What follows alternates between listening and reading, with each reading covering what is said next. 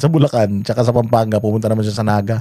Bibisitahin niya yung tao na nag-akusa sa kanya na magnanakaw sila. Yung tao, yung tao na nandugas sa kanya nung 2016 election, pupuntahan niya. Ang ilan tong dalawa na to, alam nyo bagay kayo sa isa't isa. Parehas kayong may tama sa utak. Ito talaga. Bibisita daw sa Naga. Sige nga, ano pag-uusapan nyo dyan? Mag-presidente si Leni Robredo, tas vice president ka? Okay lang. Parehas naman kayong tanga, ilalampasok kayong dalawa ni Inday Sara. O sige, ano to? Alamin natin ang detalye sa Express Report ni Maricel Halili mula sa Malacanang. Maricel, ano ba ang event at magkikita ang dalawa? Naku, ito na nga, Ruth, isang araw matapos ngayon deklarasyon ni Vice President Sara Duterte ng kanyang planong pagtakbo sa pagkapangulo, nakatakda namang magkita sina Pangulong Bongbong Marcos at si dating Vice President na ngayon ay Naga City Mayor na si Leni Robredo. Gaya nga ng sinabi mo, nakatakda yan sa Sabado. Humingi tayo ng kumpirmasyon kay Palace Press Officer Undersecretary Claire Castro tungkol dyan at sinabi nga niya na oo, totoo, pupunta si PBBM sa Naga on Saturday para nga daw dumalo at i-check itong Oplan kontra Baha. Pinasimulan daw ito ni PBBM. Oplan kontra baha, gago, summer na. Tapos sasabihin na naman nila, oh, kita nyo, wala nang baha, gago. Paano walang baha? Walang ulan. Oplan kontra baha. Putang ina talaga yung mga proyekto nito ni Bongbong. Ang laki na naitutulong sa ekonomiya, no? Oplan kontra baha, ang putya yan. Alam mo, gawain niya ng gawain niya ng mga DPWH, ng mga lokal na gobyerno. Putya na pinupuntahan mo. Wala ka bang, hindi ka busy, kuya? Oh, walang ginagawa yarn. Ay, na makipag-meeting ka sa mga investor para maraming mamuhunan dito. Umaalis na lahat ng mga namumuhunan dito. Dyan daw sa Naga, kailangan daw kasing i-check itong ginagawa ng DPWH na paglilinis ng mga kanal. Utangin na, pati paglilinis ng kanal, tinitingnan mo, anak ng tinapay kanina, oath-taking. Ngayon naman, paglilinis ng kanal, gayahin mo na si General Torre, magkalkal ka na rin ng imbornal. Total naman, diyan ka nararapat. Parehas naman kayong putangin na yung mga quality ng mga trabaho nyo, pan-janitor lang. Tama, kalkalin mo yung imbornal. Putangin na, tinitingnan niya pa yung kanal, oh. Anong meron dyan? Oh, tangin na, dumi ng tubig ah. Inumin ko kaya yan. Oh, tiyan, ito na yung trabaho ni Bongbong, mag-inspect ng mga imbornal. Tangin na, busy. Bilib na bilib ako. Pucha, si Pangulong Duterte noon, hindi mo nakita nag-inspect ng kanal. Kasi tangin na, trabahong barangay naman yan. Di sana kung gusto mo pala nag-Metro Aid ka sana. O kaya nag-barangay chairman ka sana para wala kang ginawa kundi silipin yung mga estero sa mga barangay mo. Pupunta ka ng Naga para mag-inspect lang ng mga kanal. Anak ng tokwa naman talaga, oh. Ito na yung mga trabahong ginagawa. Putsang ina, busy ha. Ito yung mga trabaho hindi gumagamit ng utak sa bagay. Wala mga utak yan. Pero at yung ilog dyan sa bahaging yan ng probinsya. Ngayon dito daw makakausap ni PBBM ang dating Vice Presidente, pero kung ano ang mapag-uusapan ng dalawang leader, hindi pa yan sinabi. Di Jose Castro, mas maiging abangan na lang daw muna natin, Ruth. Ano, ang payat mo na, Bongbong. Ang payat mo na. Hindi ka nga apektado, naniniwala ako. Taas ang kamay nang naniniwalang hindi apektado si Bongbong.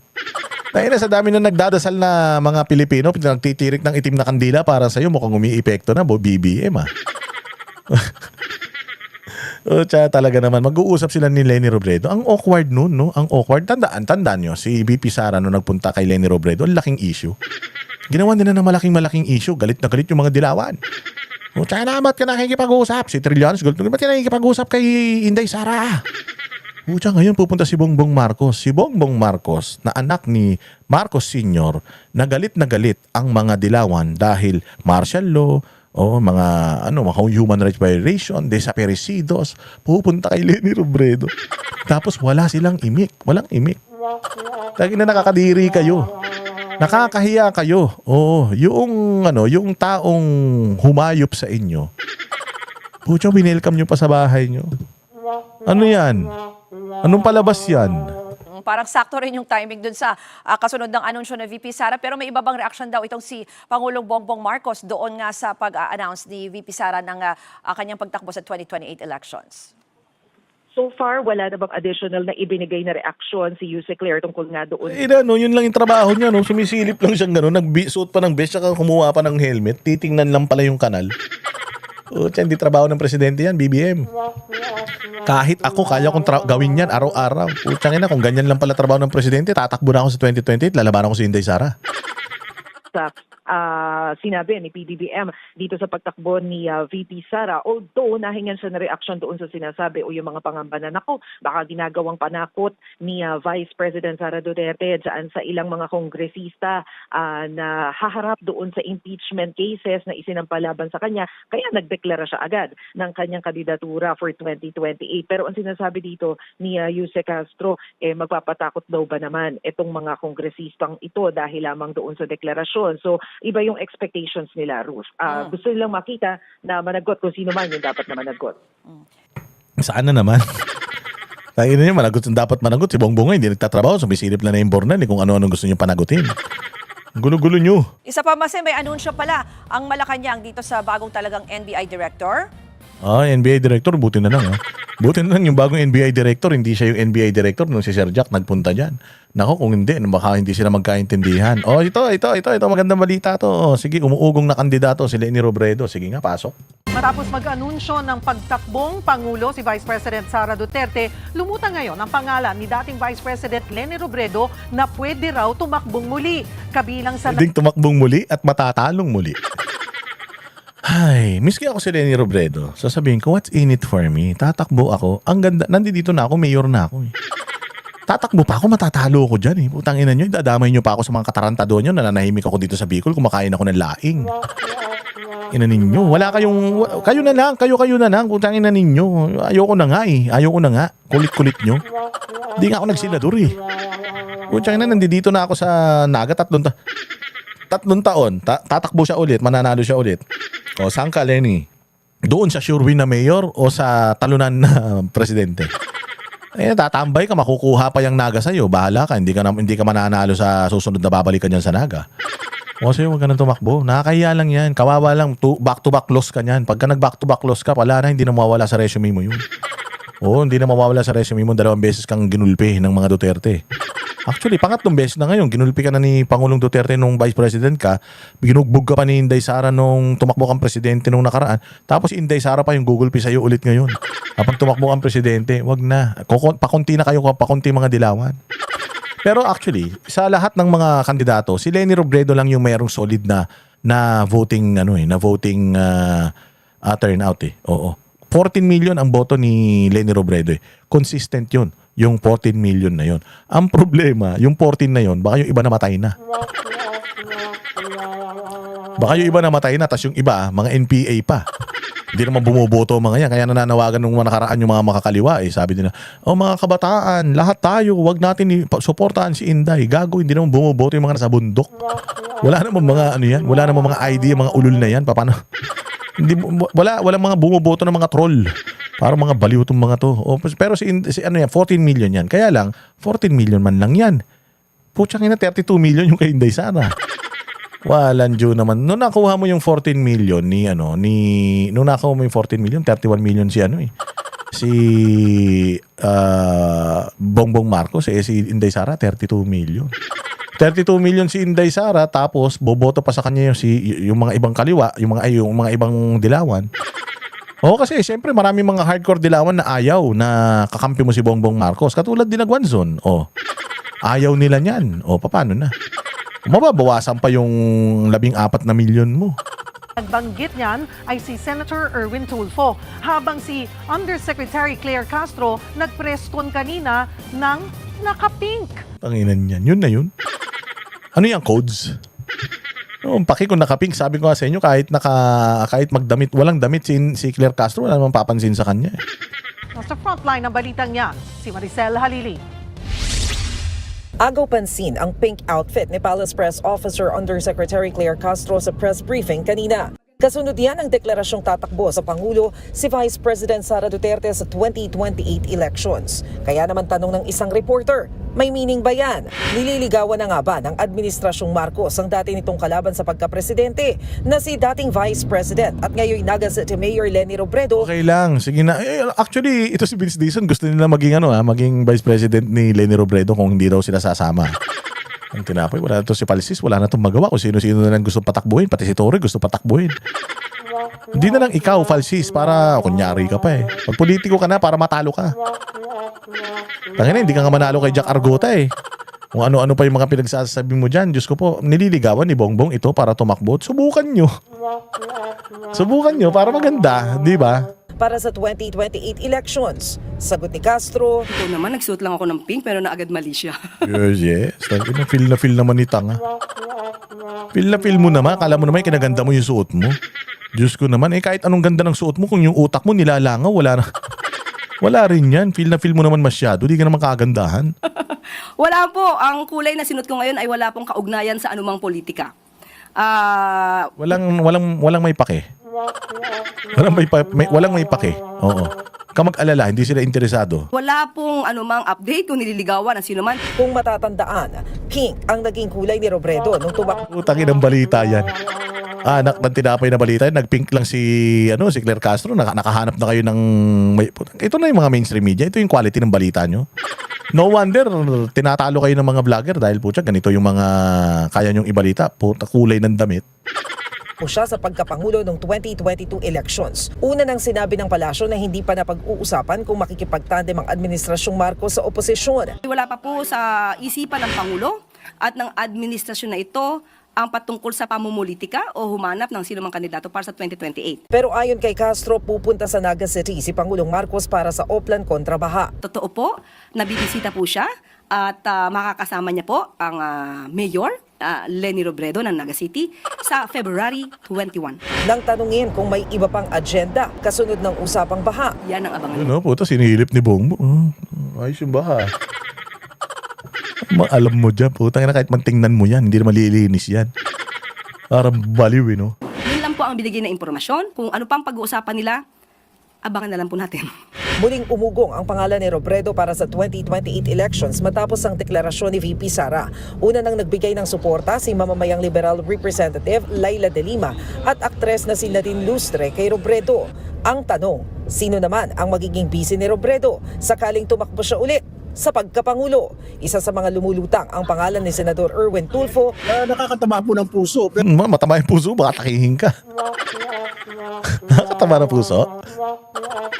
Para si Aimee din to, no? Para si Aimee din, eh. Kilig na kilig. Dahil naman si Erich. Ayaw muna kitang ayaw muna kitang awayin. Oo, Erwin, saka na tayo magtuos. Sige na. I don't have plans eh. Mungkahi ni Tulfo, dapat tumakbo sa mas mataas si Robredo. Dapat Leni Robredo siguro at saka yung mga kasama niya sa liberal. Marami pa dyan eh. Tignan muna nila. You can say that categorically that you have no plans of running for VP or president even if may calls, sir. What if magkaroon ng calls for you? Clamor. Marami pa dyan eh. Tignan muna nila. Siguro pag wala na. Wala ng tao sa mundo. Ako na lang at saka si Madam Leni at saka papayag. Pero for now, ang dami dyan. Baliw. Pag wala na tao sa mundo, gago, wala ng tao sa mundo, wala nang boboto sa inyo. No? Ano ka ba naman, Erwin? Para ka namang grade 2. Ano ba? Sige, hindi mo na kita awayin, ha? Ang dami siguro na makikita. Speaking of liberal, ang party member nitong si Butch Abad iginiit na gaya ng Ang kulit ng mga liberal, no? Para malapit na sila mamatay lahat.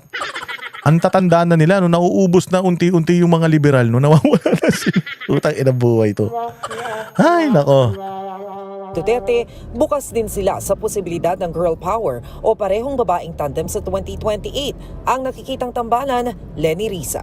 Bakit hindi? Dahil si Senator Risa naman kung titignan mo yung kanyang performance sa Senado napakagaling naman siya bilang isang Magaling si Risa saan? Magaling si Risa sa pagbabayad ng mga testigo. Di umano, ha? Di umano. Di ako nagsabi niyan. Marami mga akusasyon. Nagbabayad doon ng mga testigo yan. Walang Joe naman talaga. Si Risa magaling saan? Sa kalokohan? O sige na. Putangin na. Kwento mo yan eh. policy maker. Kaya meron din kakayahang mamuno si Senator Risa. Nagbabalita mula sa frontline, Maricel Halili. Ayun. So, si Leni Robredo, si Risa, ang dami nyo nang gustong patakbuhin, ha? Oo, kawawa naman yung ito naman mga kaalyado, ito naman yung balita rin tungkol naman sa mga gustong maging running mate ni VP Sara. Tingnan natin ito. Ano ba yan mga yan? Sino ba yung mga running mate na yan? Posible maging running mate ni Vice President Sara Duterte sa 2028 presidential elections. Live mula sa TV5 Media Center, nangungunan sa balita si News 5 Senate Correspondent Mean Los Baños. Mean, sino-sino sa mga kaalyado ng mga Duterte ang maugong na magiging katandem ni VP Sara? Higit 4 sa malalapit na kaalyado ng pamilya Duterte ang tinitignang posibleng maging katandem ni VP Sara Duterte sa 2028 presidential elections. Unahin na natin si Senator Amy Marcos na kahapon pa nga umugong yung Sara Amy na tandem for 2028. O yan, Imelda Marcos, gusto nyo ba yan? Ilagay nyo sa comment section. Ako ayaw ko niyan. Marcos yan eh. O basta Marcos, kawatan. Basta Marcos, salot. Basta Marcos, walang mabuting may dudulot sa sambayan ng mundo. Hindi na sambayan ng Pilipinas, pati sa mundo. Scam of the earth yung mga yan. Yung scam of society. So malabo na yan. Wag na yan si Amy. Ano na yan? Pagpahingahin na yan. Sino pa? Nariyan din yung posibilidad daw ng VP Sara at Senator Marcoleta tandem. Nariyan din yung VP Sara at Senator Bongo tandem. At yung isa pang tambalang titig ng posible daw ay yung VP Sara at Senator Robin Padilla tandem. Pero mismo si Senator Padilla nung nakausap natin, ang sinasabi niya, ang pinupush niya talaga kahit saan siya pumunta ay yung Sara Amy. Dahil nga naniniwala daw siya na panahon na para sa girl power sa 2028 presidential elections. Sino yun? Sino yun? Si Cayetano, si Marcoleta, si Chis Escudero. Sige, ilagay nyo na lang dyan kung sinong gusto nyo. Ako, palagay ko kung loyal lang talaga sa mga Duterte, tsaka magaling naman, dito ko kay Senator Robin Padilla. Bagamat nagsabi na sila na ayaw na niyang magpolitika sa 2028. Sana, Robin, tuwakbo ka pa. Okay man yan, okay lang yan. Huwag mong isipin yung mga basher mo. Ganun talaga. Pagka politiko ka, hindi talaga, may mga tao talaga na ayaw sa'yo. Pero nag-number 1 ka Si Bongo nag-number 1 Pero between you and Bongo, mas gusto kita. Mas gusto kita kasi alam namin na ang loyalty mo hindi lang sa mga Duterte, nasa bayang Pilipinas. So, mas gusto kita, Senator Robin. Sana ikaw na lang. Huwag ka nang alok ng kusino. Ikaw na lang para mas masaya. Pero kung isang Duterte supporter ang tatanungin, gaya ni Attorney Jimmy Bondoc, tingin niya mas maayos o mas maganda na si Senator Robin Padilla yung maging katandem ni VP Sara. Narito ang bahagi ng kanyang pahayag at paliwanag kaugnay niyan. Loyalty is the most precious commodity, no? And Robin has exhibited that. Makikita rin po natin talaga yung power ng sinseridad at yung talagang willingness to fight. Loyalty, Robin talaga yan. Robin talaga dyan. Medyo naka-apekto Naka-apekto kay Senator Bongo yung loyalty in terms of, hindi kasi siya nagpupunta ng ng dahig. Yun yung isang nakikita ng tao sa kanya na parang may something. So para sa akin between yung mga sinabi na si Marcoleta naman kasi masyado pa namang maaga. Yes, matalino si Marcoleta pero feeling ko hindi siya executive Hindi siya executive type. Palagay ko kailangan si Marcoleta ng Senado para sa mga makabuluhang paggawa ng mga batas. Ito naman si Cayetano, okay din. Okay man sa akin si Cayetano. Kaya lang hindi ko pa natatanggap yung 10K ayuda kaya pag natanggap ko na yon, sige kakampanya ko na siya. Sino ba? Sino pa ba yung mga sinasabi nila na mga makakatandem niya? Basta ako para sa akin, sa mga makakatandem, Vice President man lang yan ang Vice President kasi wala naman talagang wala naman talagang trabaho na gagawin yan. Kailangan lang ready lang siya to lead once yung Presidente is incapacitated. And kailangan safe si VP Sara kapag nanalo siyang Presidente. Kailangan hindi siya ipa-i-impeach. Yun ang importante sa lahat Yung walang pangarap na maging presidente ng hindi normal.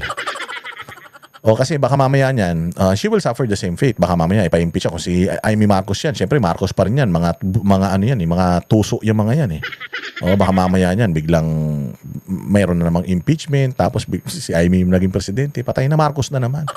Walang So para sa akin, okay sa akin si Robin, si Cayetano, pwede ako dyan. Si Bongo. Siguro pangatlo sa akin si Bongo. Pero number 1 ko sa sa listahan ko. Pero either way, kahit sino yan, kahit sino man yan, ang Vice President dyan, gusto ko si Robin. Pero alam nyo, okay na pala ako kay Robin. Mas okay ako kay Cayetano na nandiyan siya sa Senado. Kasi nga, mas magiging kapakipakinabang yung utak niya. Matalino si Cayetano Kayang-kaya niyang, maganda yung mga batas na pwede niya pang magawa. Tsaka si Marcoleta ganun din. So okay na yun. Total naman, Vice President, hindi naman yan masyadong hindi naman kailangan masyadong matalino niya. Hindi ko sinasabing bobo si Robin. Pero mas matalino kay Robin itong mga sinasabi kong mga abogado na mga na mas makakatulong sa pagpapanukala ng mga ng batas. Pero ang maganda kasi kapag ka naisulong yung federalismo, si Robin yung vice president. So, may integridad. Kung sakali man magkaroon ng federalism, vice president kasi yung magsisilbing caretaker ng bayan, tapos magkakaroon ng panibagong pagpili. So, okay Robin. Even for the uncomfortable issues, no, he has taken on very sensitive issues such as gender issues and divorce, constitutional change. At mayan, sino ang nagsusulong na maging running mate ni VP Sara, sina Senator Marcoleta o Bongo?